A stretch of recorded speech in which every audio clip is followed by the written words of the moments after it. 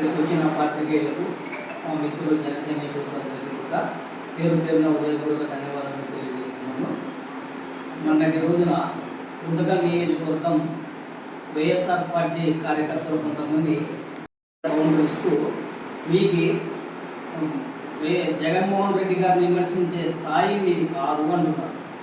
మరి మీరు ప్రతిరోజు మా పార్టీ అధినాయకుడు జనసేన అధినాయకుడు పవన్ కళ్యాణ్ గారిని ప్రతిరోజు ప్రజల కోసం ప్రజలే ముఖ్యమని నివసిస్తూ ప్రజల కోసం పనిచేస్తున్నటువంటి నాయకుడిని మీరు విమర్శించేంత స్థాయి మీకుందా, ఎక్కడ ఉంది అని అడుగుతున్నాం.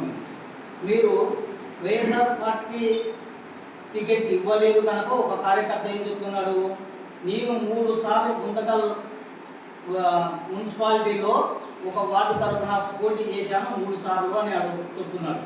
మీరు వచ్చి నా పైన పోటీ చేయండి చూస్తాము అని మణికంఠ గారు చెప్తున్నాడు. ఓకే, మీరు 3 సార్లు పోటీ చేసి ఎన్నిసార్లు గెలిచారు? గెలిచింటే మీ వార్డులో ఏ అభివృద్ధి చేశారు? ఓడిపోతే మీరు ప్రజల తరఫున ప్రతిపక్ష నాయకుడుగా ఎన్నిసార్లు ఉద్యమాలు చేసి ప్రజల యొక్క మెప్పు పొందారు అని కూడా మేము జనసేన పార్టీ తరఫున అడుగుతున్నాము.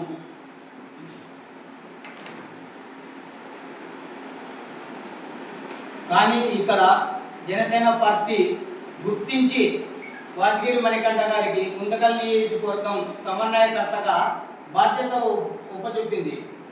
మరి మీకు వాసిగిరి మణికంఠ గారికి ఒకటేనా అని కూడా అడుగుతున్నాం మేము. ఇంకొకరు చెప్తున్నారు, మనము బస్టాండ్లోకి వెళుదాం, బయార్లోకి వెళుదాం, బయార్లో వెళ్ళి మనం కాకుండా మన కార్యకర్తలతో 10 మందిని అడిగిద్దాం, మా పార్టీ బాగా పరిపాలన చేసిందా, మీ పార్టీ పరిపాలన బాగా చేసిందా అని అడుగుదాం. అందులో 4 మీ పార్టీకి సపోర్ట్ చేస్తే కూడా మేము మీకు గులాములు, లేదా 9 మంది మా పార్టీకి సపోర్ట్ చేసినా మేమే మీకు గులాములు అని కూడా చెప్తున్నారు. ఆ దిశగా మీరు 5 ఏళ్ళు పరిపాలన చేసినప్పుడు ఆ దిశగా మీరు అడుగులు వేసి ఉంటే మరి 151 సీట్ల నుండి 11 సీట్లకు ఎందుకు పరిమితమయ్యారు? ఇది కూడా మీరు గమనించాలని కూడా మేము ఈ జనసేన పార్టీ తరఫున కూడా మీకు తెలియజేస్తున్నాం. మళ్ళీ సుగాలి ప్రీతి కేసు గురించి అడుగుతున్నారు. మేము కూడా అడుగుతున్నాం, ఏమని 5 సంవత్సరాల అధికారంలో ఉన్నప్పుడు న్యాయం చేశారా? నిందితులపై చర్య తీసుకున్నారా? సిపిఐ విచారణకు ముందుకు తోచారా? తల్లిదండ్రులకు ధైర్యం చెప్పారా అని కూడా అడుగుతున్నాం. మీరు 5 సంవత్సరాల అధికారంలో ఉన్న కాలంలో